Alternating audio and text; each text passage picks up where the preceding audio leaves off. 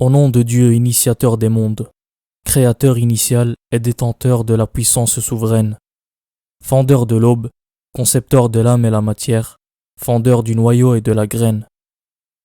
Si l'on observe suffisamment la création autour de nous, cela ne fera qu'approfondir notre connaissance vers un horizon plus large. Les signes de la création sont multiples, et tant qu'on ne portera pas un regard objectif et analytique sur le fonctionnement du cosmos, on ne pourra pas avancer de l'avant. Il faut alors progresser dans nos démarches de méditation et de réflexion sur cet univers en continu.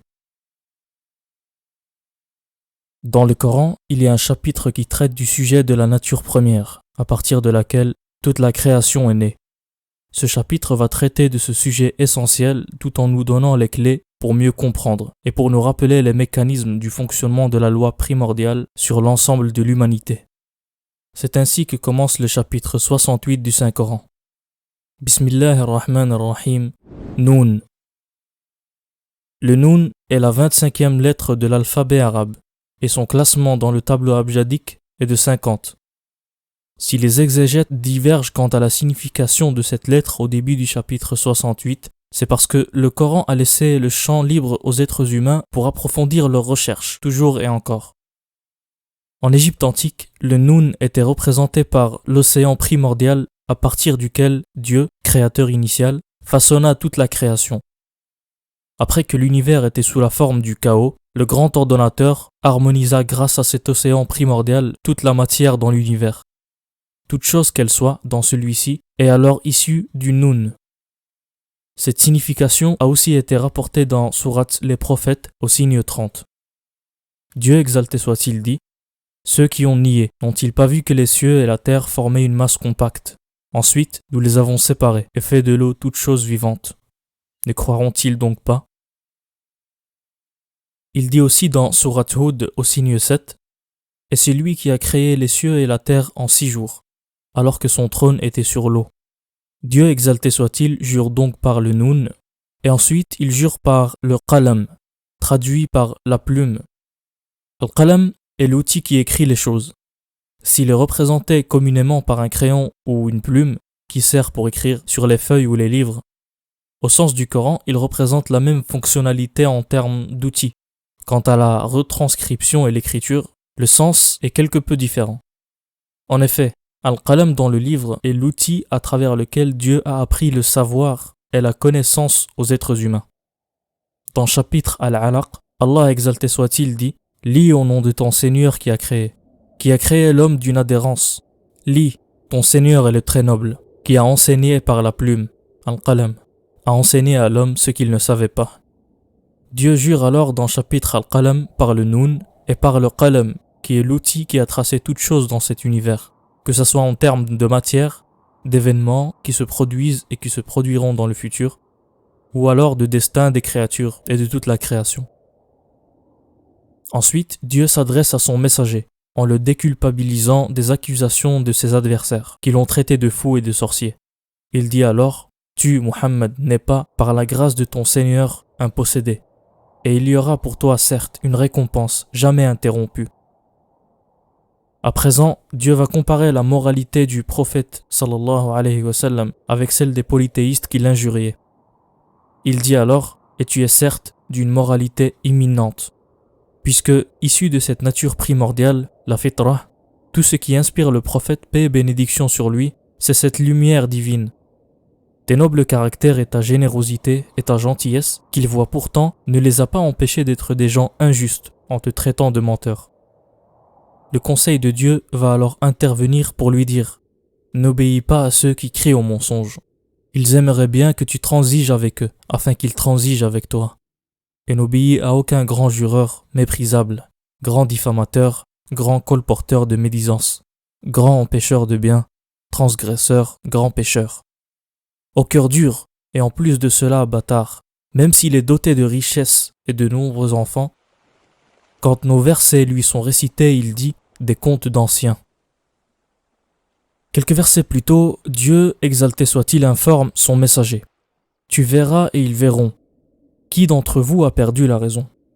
C'est ton Seigneur qui connaît mieux ceux qui s'égarent de son chemin, et il connaît mieux ceux qui suivent la bonne voie. » En parcourant ces versets, on réalise que la comparaison entre les deux camps n'est pas anodine par rapport au thème du chapitre.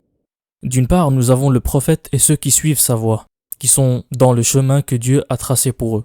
Ils s'inspirent de la révélation qui est le souffle illuminant du Créateur pour forger leur caractère et leur droiture. De l'autre côté, nous avons des pécheurs, calomniateurs, voyous, ayant un mauvais comportement. Tout ceci parce qu'ils ont transgressé cette nature, plus communément appelée la fitra, sur la base de laquelle ils sont issus. Eh bien, il en va de même à propos des gens du jardin, Ashabul Jannah, à travers lesquels Dieu a donné l'exemple en nous disant qu'il les a éprouvés de la même manière qu'il a éprouvé les transgresseurs de la Mecque. Les gens du jardin étaient des frères qui vivaient avec leur père. Ce père détenait une grande richesse et une grande agriculture dans leur cité. Il possédait de tous les fruits, des légumes et beaucoup de terrains et de champs. Chaque année, ce père distribua une grande partie de ses biens aux pauvres. Leur droit était avant tout une obligation plutôt qu'un privilège. Avant qu'il ne décède, il rassembla ses fils et leur conseilla de ne pas priver les pauvres des bienfaits de leur grand jardin.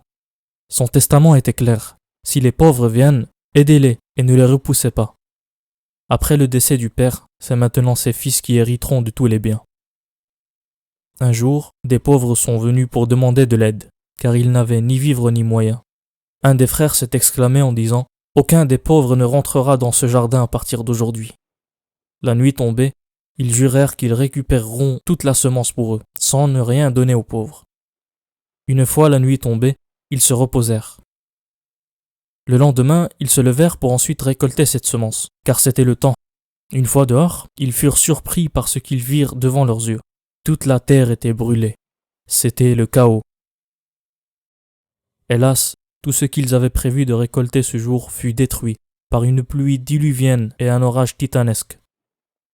Méditons sur ces signes du Saint-Coran. إنا بلوناهم كما بلونا أصحاب الجنة إذ أقسموا ليصرمنها مصبحين ولا يستثنون فطاف عليها طائف من ربك وهم نائمون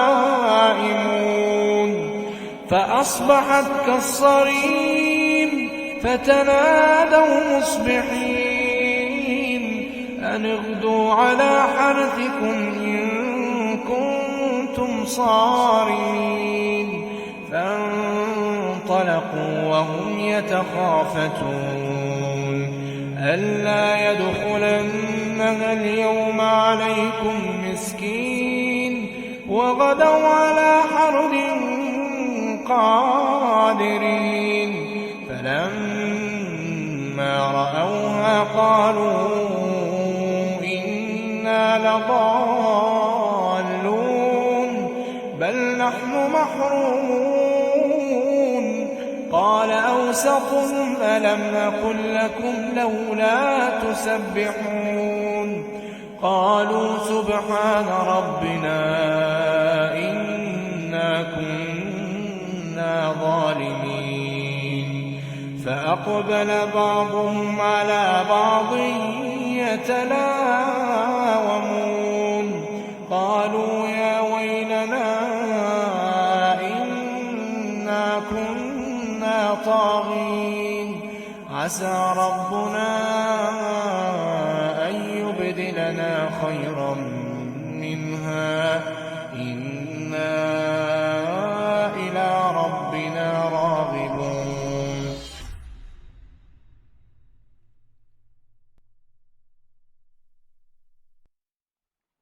À travers ce châtiment, Dieu leur a fait comprendre deux choses. D'abord, que les bienfaits accordés par Allah aux êtres humains ne sont que la manifestation de la miséricorde de Dieu. Tous les biens que nous possédons ne sont en notre possession par la grâce d'Allah, d'abord et avant tout. Deuxièmement, que l'argent et les biens ne diminuent pas en fonction des dépenses que l'on effectue dans les bonnes causes. Dans un discours rapporté par Muslim d'après Abu Huraira, que Dieu l'agrée, le prophète sallallahu alayhi wa sallam dit ce qui signifie « Une aumône ne diminue en rien une richesse ». Les biens que les riches ont en leur possession est une responsabilité, Les pauvres ont un droit dans ce que Allah, exalté soit-il, a octroyé aux riches comme bien. L'aumône est un don qui enrichit, et il suffit de regarder autour de nous-mêmes pour s'apercevoir que cette analogie est réelle. Toujours dans le thème du chapitre, Dieu, leur donateur, a introduit dans sa nature primordiale cette logique partout autour de nous. Quand l'agriculteur plante une graine, la nature ne lui redonne pas la graine en retour, mais un arbre avec de multiples fruits. Ainsi, le cultivateur obtient beaucoup plus en retour que ce qu'il avait donné. Le cultivateur croit en ce qui est au-delà du plantage de la graine. Le matérialiste, lui, se dira qu'il n'est pas question de planter sa seule graine, mais de la consommer. C'est ainsi que Dieu nous donne les modalités de pensée d'une société généreuse à travers cette philosophie de la zakat et de la sadaqa. Rappelez-vous de la moralité des polythéistes de la Mecque. Eux aussi étaient semblables aux gens du jardin, car parmi leurs caractéristiques citées dans les premiers versets, ils interdisent le bien, c'est-à-dire de donner aux autres. C'est ce qui a fait d'eux des gens de mauvais comportement, car ils ont transgressé cette loi de la nature primordiale. C'est donc maintenant que l'on réalise que leurs histoires sont liées, puisque c'est toujours le même moteur qui les a poussés à être négligents vis-à-vis des pauvres. Le mauvais comportement attire le mauvais comportement. Le bon comportement multiplie quant à lui les bonnes actions. Plus tu donnes, plus tu en reçois en retour, que ce soit en termes de sécurité ou de paix, ou de récompense dans l'au-delà. C'est alors par la suite qu'Allah exalté soit-il va poser la question. Ceux qui ont adhéré à Dieu, sont-ils semblables aux transgresseurs pour que nous leur attribuions la même récompense? Ensuite, il posera une série de questions aux polythéistes dans le but d'éveiller leur conscience. D'abord, il dira: avez-vous un livre dans lequel vous avez appris que vous méritez le paradis et que vous aurez ce que vous espérez? Eh bien, quel est ce livre? Quelle est son origine? Vous avez obtenu de notre part un serment qui atteste ce que vous prétendez? Vous avez des divinités que vous adorez en dehors du Créateur. Alors venez avec leurs commandements, si vous êtes véridique. يوم يكشف عن ساق ويدعون إلى السجود فلا يستطيعون. Directement après cela, Allah exalté soit-il dira aux messagers de laisser leur cas entre les mains du Créateur, pour la simple et bonne raison que la mission du prophète, paix et bénédiction sur lui, n'est que le rappel et la transmission de la parole du Seigneur. Quant à la récompense et au châtiment, c'est Dieu qui s'en occupe. Tu, Muhammad, n'as pas à t'occuper d'eux, même s'ils te traitent de menteur, de possédé et t'insultent. Laisse-les dans leur ignorance. Ceci est aussi une invitation aux croyants de s'abstenir, en se pliant à ce commandement divin, au cas où la situation se présenterait à nouveau. Puisque c'est Allah lui-même qui dit juste après ce conseil, nous allons les mener graduellement par où ils ne savent pas. Et je leur accorde un délai, et mon stratagème est sûr. Ceci étant, puisque malgré que cette transmission de la révélation s'est faite, cela ne les a pas empêchés de se moquer de lui. Pourtant, tu ne leur demandes rien en retour, ni argent, ni bien, ni richesse. Est-ce que tu les as endettés jusqu'à ce qu'ils renoncent à la révélation? Donc ils n'ont aucune raison rationnelle pour refuser la parole de Dieu. Mais continuons.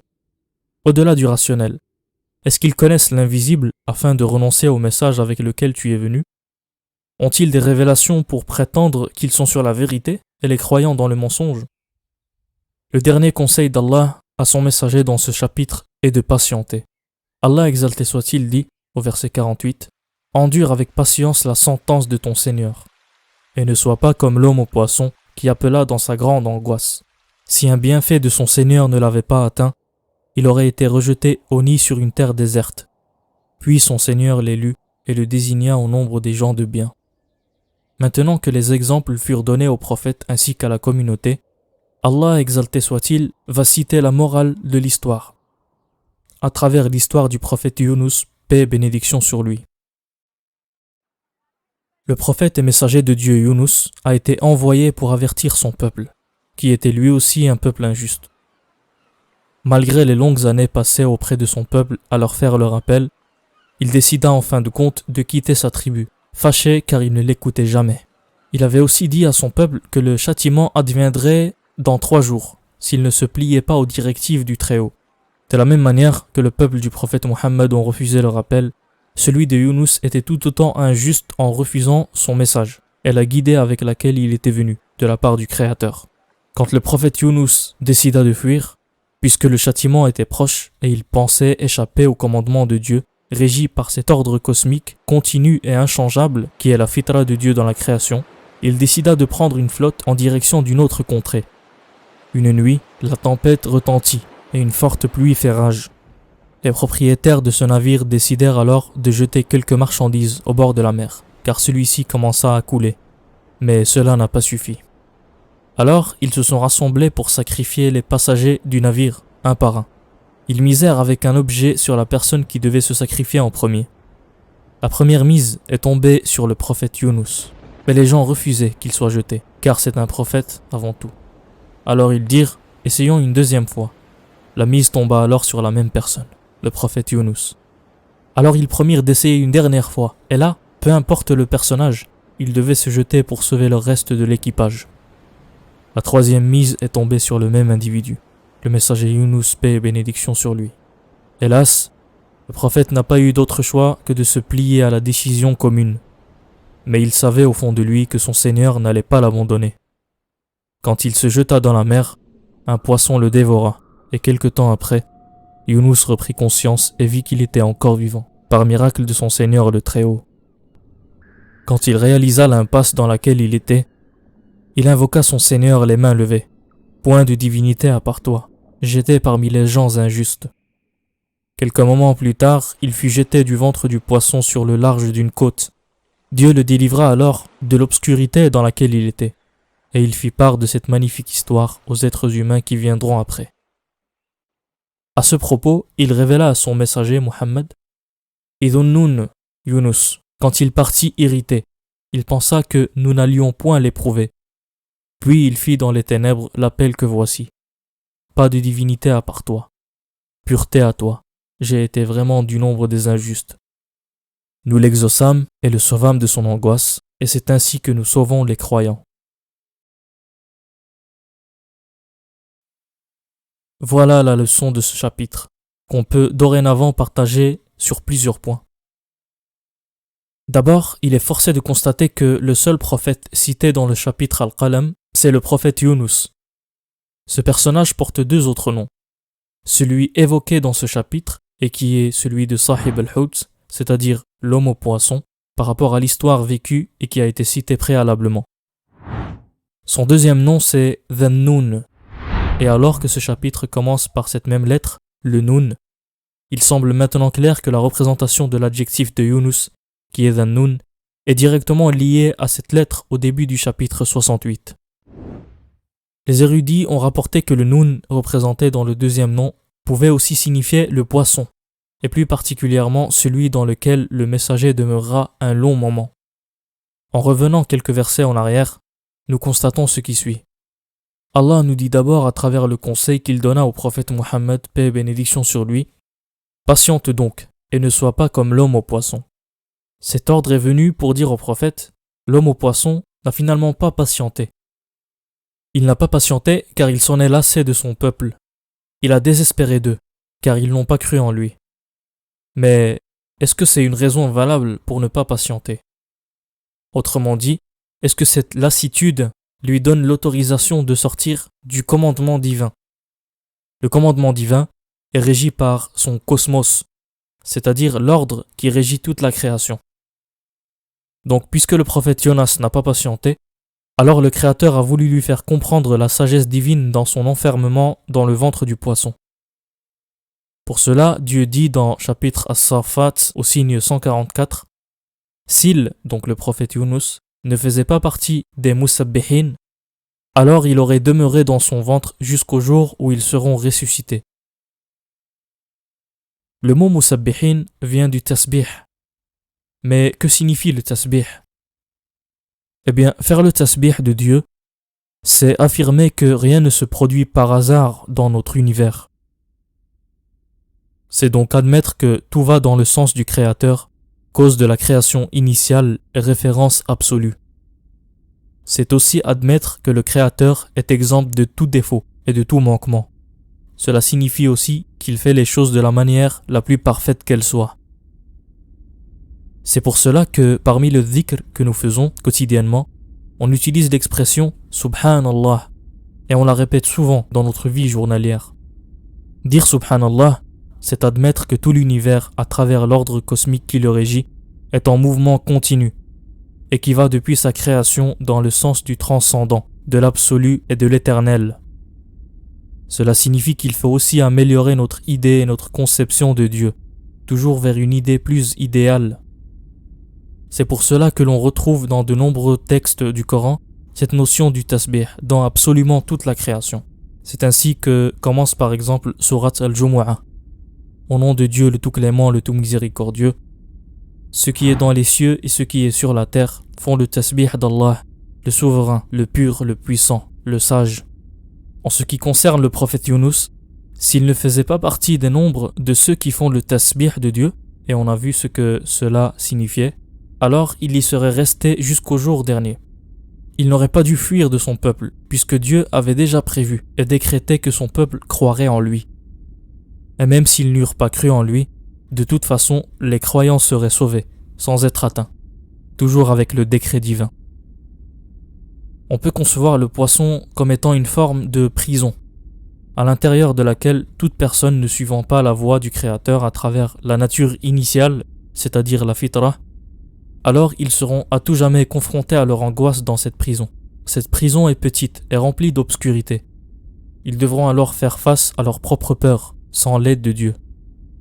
Si en revanche ils décident d'aller au-delà, et donc de sortir de cette prison, ils devront alors glorifier Allah dans toute sa splendeur, c'est-à-dire appliquer la notion du tasbih, pour que finalement ils puissent apercevoir la lumière divine et très probablement l'atteindre.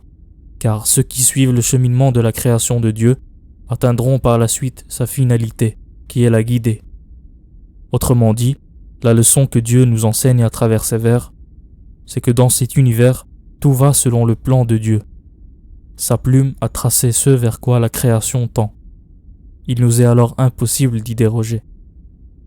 Vous comprenez aussi pourquoi un des frères parmi les gens du jardin leur disait souvent « Faites le tasbih » et agissez de la même manière que l'univers et la nature agissent sur vous. Vous faites partie de cette même essence, alors ne transgressez pas et participez à cet agencement de la création. Sinon vous le regretterez. Mais les frères étaient des riches insensés. Ils n'avaient pas conscience de ce qu'ils faisaient. Alors, Dieu leur a fait le rappel. Ensuite, ils regrettèrent et pratiquèrent enfin le tasbih. C'est l'une des raisons que, vers le début du chapitre, Dieu parle aussi bien aux prophètes et aux autres de leur dire « Tu verras et ils verront, qui d'entre vous a perdu la raison ?» C'est ton Seigneur qui connaît mieux ceux qui s'égarent de son chemin, et il connaît mieux ceux qui suivent la bonne voie. Bien qu'ayant conscience de Dieu, tu n'es pas responsable de leur guidance ou de leur égarement. Même si, en apparence, certains présentent une certaine forme de croyance et de foi, c'est finalement Dieu qui sait s'ils sont sincères dans leur croyance, car il connaît les secrets de tout un chacun. Ils prétendent qu'ils sont sur la guidée et sur le droit chemin, et ils te traitent de fou et de possédé. Mais c'est seulement au jour dernier que tu verras, ainsi que eux, qui d'entre vous avait perdu la raison. C'est seulement lorsque le monde visible et celui de l'invisible se confondront qu'ils verront que le plan de Dieu était réel, un plan harmonieux et sans faille. C'est alors à cet instant précis qu'ils verront que ce n'était pas le prophète qui avait perdu la raison, ni était touché par de la sorcellerie, mais c'est leur passion qui leur avait joué des tours. Enfin, le chapitre termine par le verset 52, « Et ce n'est qu'un rappel adressé au monde. » Le message est donc universel, et ce n'est qu'un rappel, puisque la nature première, al-fitra, est déjà en eux. Mais pour éviter toute excuse, le rappel leur a été envoyé, afin qu'ils ne viennent pas le jour dernier dire « Seigneur, tu nous as envoyé aucun message. »